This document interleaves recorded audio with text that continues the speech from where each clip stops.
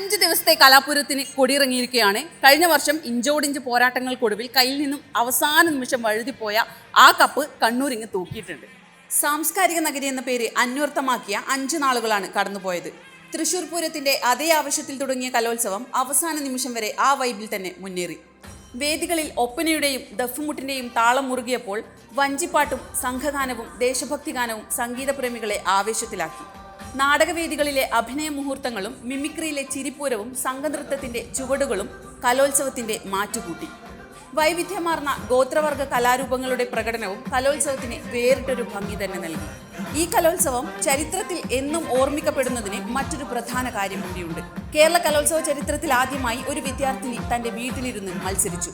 ശരീരം തളർത്തുന്ന രോഗത്തോട് പോരാടുമ്പോഴും കലയെ നെഞ്ചോട് ചേർത്ത സിയ ഫാത്തിമയ്ക്ക് ഓൺലൈനായി മത്സരിക്കാൻ പൊതുവിദ്യാഭ്യാസ വകുപ്പ് അവസരം നൽകിയത് ഇത്തവണത്തെ ഏറ്റവും വലിയ ഹൈലൈറ്റ് ആയിരുന്നു.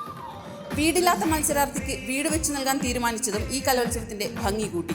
അങ്ങനെ ജയിച്ചവരും തോറ്റവരുമില്ലാതെ കലയെ സ്നേഹിക്കുന്ന ഒരു വലിയ ജനതയുടെ ആഘോഷമായി ഇത്തവണത്തെ കേരള സ്കൂൾ കലോത്സവം അവസാനിക്കുന്നു.